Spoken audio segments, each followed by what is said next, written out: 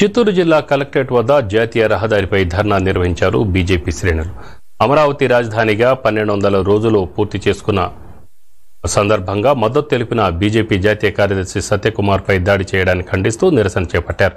ఏపీలో రావణ రాజ్యం నడుస్తోందని ఆగ్రహం వ్యక్తం చేశారు బీజేపీ నేత కోలా ఆనంద్. అమరావతి సాధన సమితికి మద్దతు పలికిన సత్యకుమార్పై దాడి చేయడం హేయమైన చర్య అన్నారు. అసలు రాష్ట్రంలో లా అండ్ ఆర్డర్ ఉందా అని ప్రశ్నించారు. చేతగాని హోంమంత్రి తన పదవికి రాజీనామా చేయాలని డిమాండ్ చేశారు. ఆందోళన చేస్తున్న బీజేపీ కార్యకర్తలను పోలీసులు అరెస్ట్ చేశారు.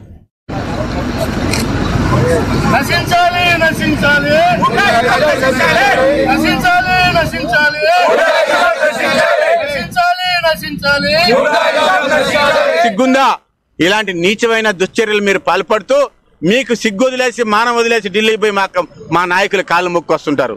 ఎంతవరకు సమంజసం ఇదని అడుగుతున్నాం మేము.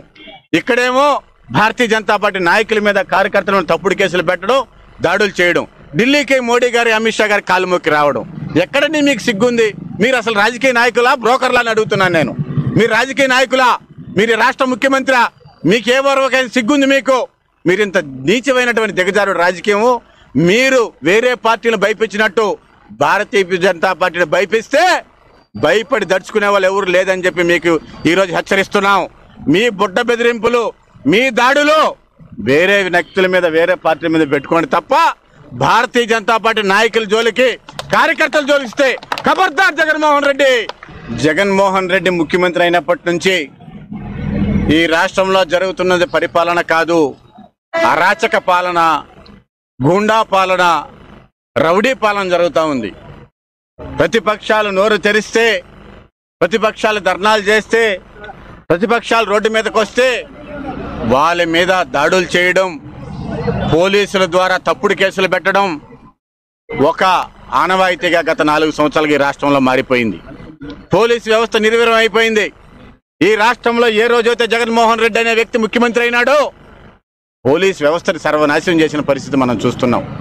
నేను ఒకటే చెప్తున్నా పోలీస్ వ్యవస్థకి, డీజీపీకి, రాష్ట్ర డీజీపీ గారికి, అయ్యా అధికారాలు ఉంటాయి, ప్రభుత్వాలు ఉంటాయి, పోతాయి. రాజకీయ పార్టీలకు తొత్తులుగా మీరు మీ యూనిఫామ్ను పక్కన పెట్టి జగన్మోహన్ రెడ్డి గారి జెండా ఎత్తుకొని వాళ్ళు కండవా వేసుకొని వైసీపీ పాలన సాగిస్తున్నారు. మీరు వ్యవస్థ అర్థం చేసుకోండి. ఈ రాష్ట్రంలో కావచ్చు, దేశంలో కావచ్చు, పోలీస్ వ్యవస్థ పటిష్టంగా ఉంటేనే ఏ రాష్ట్రమైనా బాగుపడుతుంది.